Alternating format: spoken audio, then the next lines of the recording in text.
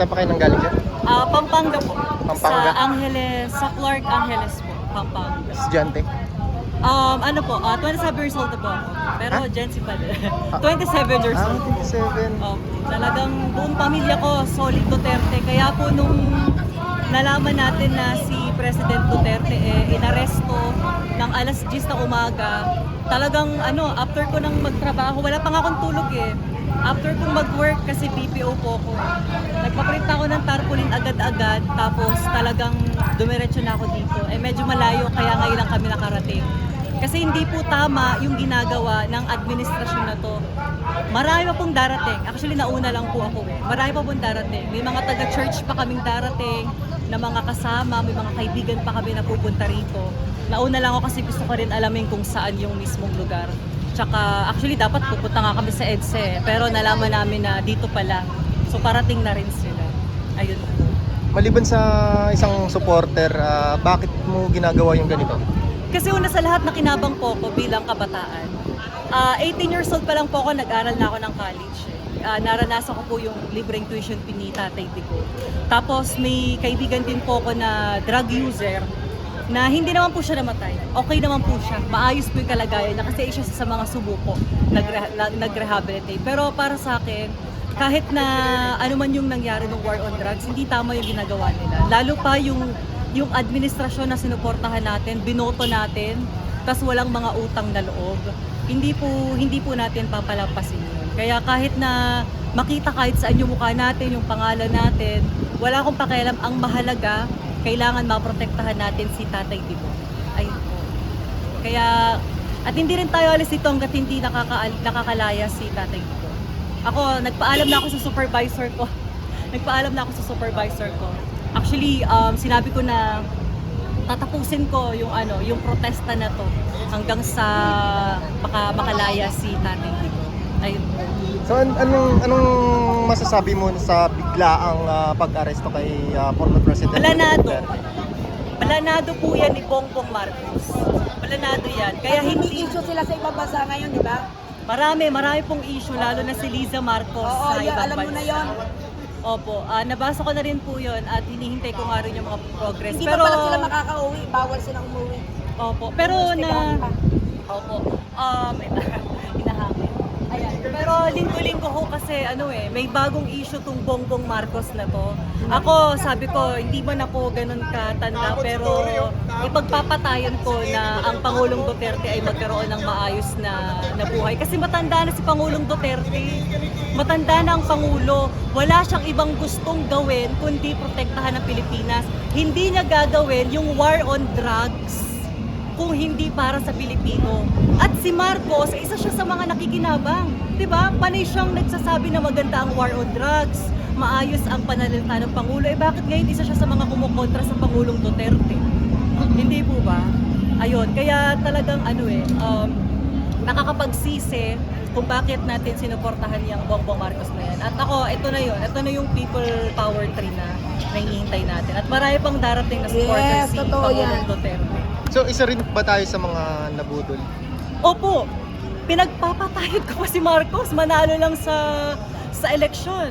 Alam niyo po, sa katrabaho ko, sa school, sa mga kaibigan ko, sinasabi ko na yung kasalanan ng ama, hindi kasalanan ng anak. Pero yung nangyayari ngayon, ayan, lahat ng nangyayari ngayon sa paligid dahil sa kanya. Magnanakaw siya. Huwag po natin kalimutan na si Sara Duterte ang nilapitan nila nung eleksyon. Huwag po natin kalimutan na nung eleksyon, wala pong bahid ng kahit na anong chismis ng pagnanakaw si Sara Duterte. At kung yung pamilya ng Duterte ay magnanakaw, tandaan po natin, hindi ganito kaunlad ang Davao. Hindi po ganyan kaganda ang nangyari sa Pilipinas.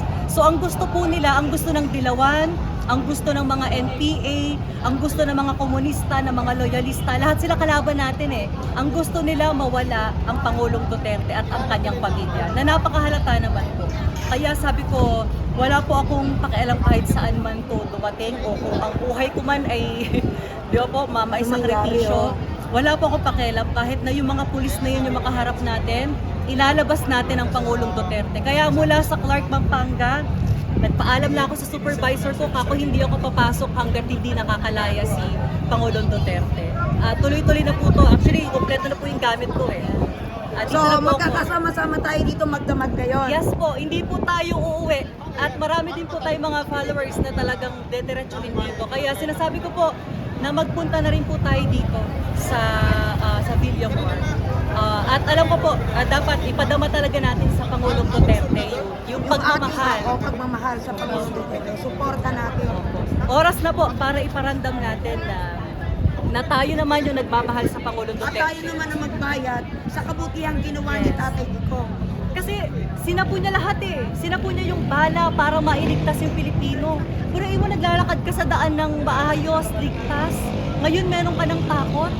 Di ba po? At nakakapagtaka na palagi nilang sinisiraan si Duterte na wala silang utang na loob. Na hindi nila alam na kung hindi dahil sa Pangulong Duterte, yung tatay niya, wala ngayon sa libingan ng mga bayani. Hindi po ba? Gaano kasama yung pag-uugali na yon?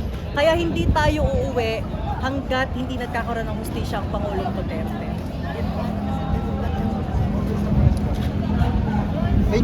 Baka may panawagan sa mga kapwa mong kabataan. Opo. Sa mga kapwa natin kabataan dyan, na alam ko papunta na rin tayo dito, maraming kabataan ngayon ang matatapang. Maraming kabataan ngayon ang talagang nagmamahal at naniniwala sa proyekto ng ating Pangulong Duterte. Ngayon, yung Pangulo natin inaresto. Ito na yung oras sa mga kapwa kabataan para lumabas tayo at isigaw natin yung tunay na nangyayari sa Pilipinas. Kasi ang gustong gawin ng administrasyong ito ni Bongbong Marcos, itago yung BICAM issue, itago yung mga anomalya, at itago yung mga pagnanakaw Yung nila. issue ngayon nila sa ibang bansa, yun ang lalong itinatago nila. Yes po, yes po. Alam nyo na yon. At kaya nga, yan ang nilagay ko dun sa tarpaulin eh, na ang katotohanan, mali ang droga. Ayun, kaya ilalaban natin to, ilalaban natin yung pagmamahal natin. Sa palagay mo, marami makikisimpatya sa atin ngayong gabi. Madami po, dahil ang buong Pilipinas nagulat sa panggigipit nila sa Pangulong Duterte. Madami po, at ayaw ng Pilipino yan. Buong Pilipinas, majority nagtitiwala sa Pangulong Duterte. At wala po tayo dito ngayon kung hindi natin mahal ang Pangulong Duterte. Simula po kay Ferdinand Marcos Sr., dumaan yung mga iba't ibang presidente, walang kahit na isang Pangulo ang tumutok sa droga. Si Duterte lang. Di ba po? Wala po. Si Cory Aquino, wala namang ginawa yan sa droga, di ba po?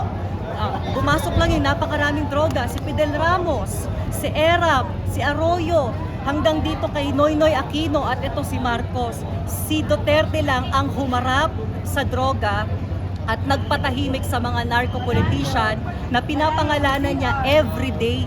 Kaya hindi po nakakapagtaka na maraming galit kay Duterte.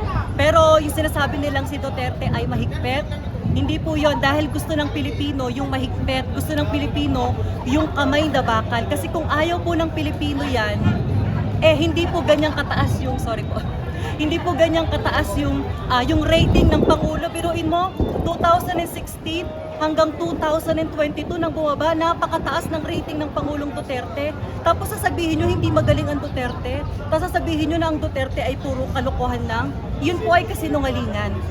Ayun po, kaya po sa paniniwala ko, minsan lang po ako sumuporta ng politiko kasi dati po akong dilawan. At dati po akong sumasali sa mga rally ng dilawan. Kasi naniniwala ko na napakaganda ka ako ng nangyari nung EDSA 1 na babae na paalis ang isang lalaking presidente. Pero simula nung nakita ko yung mga kapalpakan nitong si Noynoy Aquino tungkol sa SAF 44, di ba po, hindi nalilimutan ng tao yan. Yung kapalpakan niya dyan ngayon, meron na naman tayong laglag bala. Di ba po, lumalabas na naman yung mga problema na niresolba ng Pangulong Duterte. Na nakakapagtaka, nung ang Pangulong Duterte nawala sa pwesto, bumaba sa pwesto, naglabasan na naman yung mga magnanakaw at binabaliktad pa nila ang Pangulong Duterte. Ayan, kaya po hindi tayo aalis dito at mas lalo pa tayo nagtatawag ng maraming mga kabataan at tao. Sabi ko nga po, galing pa ako Clark, Pampanga, pero nandito tayo ngayon. Kasi para sa akin, oras na po natin to para maipakita natin yung pagmamahal naman natin sa Pangulo. Kasi ang dami ng ginawang sakripisyo ng Pangulo para sa bansang ito. At yung mga mapagsamantalang mayayaman, politician dyan, yung mga nasa kongreso, yung mga buwaya na yan, mga poking ina na mga yan, lahat po yan mawawala. At dama po natin ngayon yung galit ng lahat ng Pilipino, mapakabataan, magulang, ano po, at yung pagmamahal ng lahat para sa Pangulong Duterte. Alam niyo po, ako po kasi bata po eh. Bata po ako. Yung nanay ko po at tatay ko, stricto po sa amin. Kapag kayong nanay at yung tatay ko, stricto sa akin, natutuwa ko doon kasi gusto niya akong disiplinahin. Titig nga lang ng magulang ko, alam ko na yung ibig sabihin eh. Yun po yung inalis ng gobyernong to. Yun po yung inalis, yung takot sa gobyerno. Di ba po dapat lang na ang gobyerno ay may authority? Di ba po dapat ang pamahalaan natin ay talagang may ngipin? Yun po yung pamahalaan ni Duterte at yun po yung inaalis nila.